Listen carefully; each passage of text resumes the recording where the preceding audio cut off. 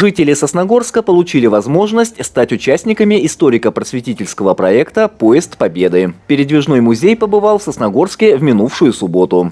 Всего уникальный состав должен совершить в Республике Коми 9 остановок, начиная с Микуни и заканчивая Воркутой. Поезд Победы впервые посетил Республику Коми. С апреля 2022 года шли интенсивные переговоры сенатора Российской Федерации с руководством РЖД и с учредителем федерального проекта.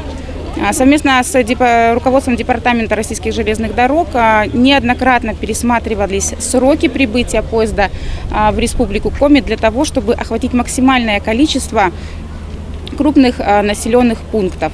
Поезд Победы – это первая в мире иммерсивная инсталляция, размещенная в движущемся железнодорожном составе. На сегодняшний день ни в одном музее мира нет такого количества многофигурных композиций, как в «Поезде Победы». Мы уехали из Москвы в октябре 2020 года. На сегодняшний день мы пересекли уже всю страну от Крыма до Владивостока. К нам пришло более 500 тысяч посетителей. Мы проехали более 280 городов.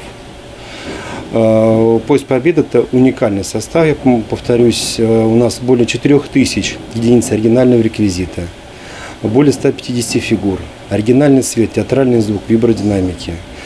Когда наши гости попадают на поезд, мы предлагаем им воспользоваться оборудованием. Это наушники «Аудиогид». И гости слышат истории, начитанные Екатериной Гусевой. И у каждого нашего гостя, кроме визуального погружения, есть еще и аудиопогружение в историю. И проходя через вагоны, наши гости становятся участниками тех далеких событий. Световые и звуковые эффекты воссоздают воздушные бои и танковые атаки. Рисуют картины походной солдатской жизни и тихие воспоминания мирного довоенного времени. Все это делает ощущения от увиденного более реалистичными. «Поезд Победы» – это, конечно, уникальный проект, который позволяет окунуться в эпоху того времени и прочувствовать дух тех событий. Очень интересно, очень полезно, очень познавательно, очень патриотично. Захватывает дух. «Поезд Победы» можно назвать своеобразной машиной времени, с помощью которой посетители погружаются в прошлое. Железнодорожный состав несет их по дорогам войны через испытания и потери к победе. Такие поезда, они просто необходимы, наверное, как воздух. Действительно, для старшего поколения освежить в памяти, а для молодого поколения познать, какой ценой достигалась свобода и независимость нашей Родины. Тем более, что до недавнего времени в учебниках истории о легендарной Сталинградской битве было всего 2 абзаца. Я много читал, много разговаривал с этими ветеранами и много знаю как бы о войне. Вот, увиденное не шокировало меня, конечно, потому что как бы они рассказывали мне. А вот для нашего молодого поколения, которое вот сейчас не очень, такие книги читают про советское время и все. Это будет очень познавательно, очень интересно, очень нужно. Вместе с сосногорцами «Поезд Победы» посетили и юные жители Ижемского района.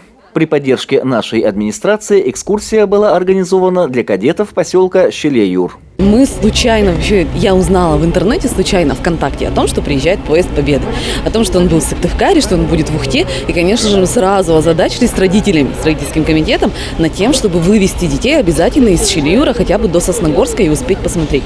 Но так как, судя по отзывам, билеты сюда очень трудно достать, регистрацию очень трудно пройти, то поэтому нам пришлось обратиться за помощью, конечно же, к администрации города Сосногорска. Они нам помогли, они нас пригласили. И сегодня мы в 6 утра выехали для того, чтобы здесь оказаться и посетить этот замечательный поезд. Как признаются кадеты, экскурсия произвела на них огромное впечатление. Возможно, это лучший урок истории, на котором им удалось побывать. Мне вообще все понравилось, все так реалистично, все так красиво. Я очень рада, что сделали такой поезд, и каждый может посетить его, это очень круто. Это очень прекрасная возможность для детей, подростков, да и для взрослых. Очень интересно и познавательно, как будто ты прожил вот все эти ситуации вместе с ними. Это очень впечатляет и очень интересно. Меня зацепили вот именно моменты с больницы. Это как бы очень интересно, и я сама увлекаюсь медициной, и это было очень познавательно. Там лежали люди, были разные медикаменты, которые были вот в то время. Меня впечатлила реалистичность всех фигур, которые там представлены. Мне очень понравилось звук, который это прям вот ты идешь и как будто ты там и есть. И это мне очень понравилось. Поезд Победы в Сосногорске посетили почти 900 человек. При этом желающих было гораздо больше. Как отмечают организаторы проекта, это первый, но не последний рейс уникального состава по Республике Коми. В наш регион поезд Победы обязательно вернется. Андрей Калиничев, Евгений Юрин, Вести Тимана, Сосногорск.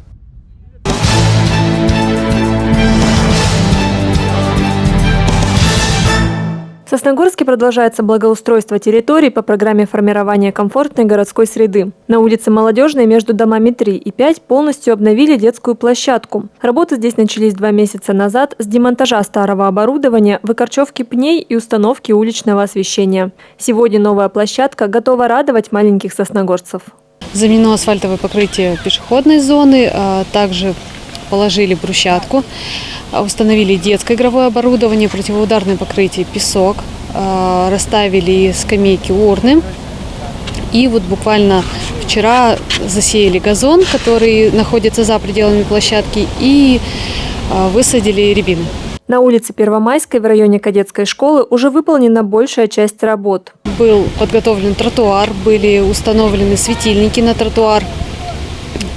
На сегодняшний день устанавливается освещение на дорогу на Первомайскую. Также сама улица Первомайская будет заасфальтирована. И также там будут установлены световые консоли, которые будут включаться, чтобы радовать горожан.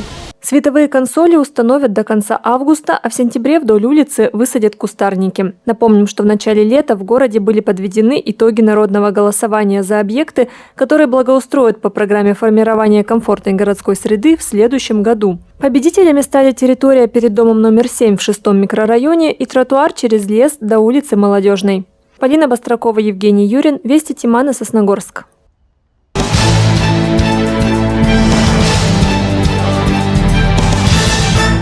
В ближайшие выходные в Республике Коми пройдут праздничные мероприятия, посвященные столетию региона.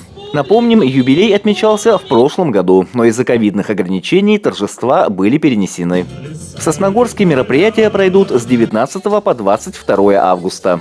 В пятницу в 18 часов в Доме культуры «Горизонт» выступит ансамбль песни и танца Белгородской государственной филармонии «Белогорье». 21 августа на площади Гагарина пройдет народное гуляние, которое начнется в 16 часов. В этом году у нас концепция такова, что народное гулянье будет в том числе демонстрировать и наш национальный районный фестиваль «Сосногорье». Мы объединили данную концепцию в единой программе. У нас будут и выставки декоративно-прикладных мастеров. Усть-Цильма к нам приезжает в гости, Ухтинские, Сосногорские районы будут представлены. Значит, интерактивные площадки, торговля, спортивные площадки, катание на лошадях. И, конечно же, самая большая шаньга в Республике Коми. На площади Гагарина также выступит академический ансамбль песни и танца Удмуртской республики «Италмас». 22 августа в 12 часов состоится торжественное открытие доски почета Сосногорского района. А в половину второго на площади Дома детского творчества начнется концерт, посвященный Дню государственного флага России. Юбилей республики отметят и спортивными мероприятиями. 21 августа в физкультурно-оздоровительном комплексе у нас пройдут соревнования по баскетболу среди детей и молодежи. Основное мероприятие у нас пройдет на стадионе «Химик». Также 21 августа мы ждем всех в 3 часа дня. Запланированы дартс, настольный теннис, по народному жиму соревнования, веселые старты. Также в программе «Мама, папа, я. Спортивная семья» и соревнования по самокатному спорту. Андрей Калиничев, Полина Бастракова, Евгений Юрин, Вести Тимана, Сосногорск.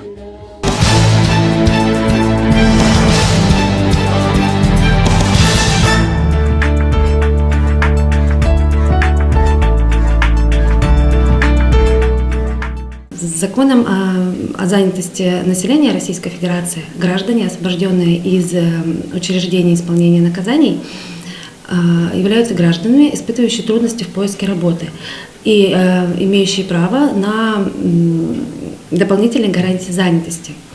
Гражданин, освободившись из мест лишения свободы, должен подать заявление через портал Роструда, работа в России, заявление и резюме.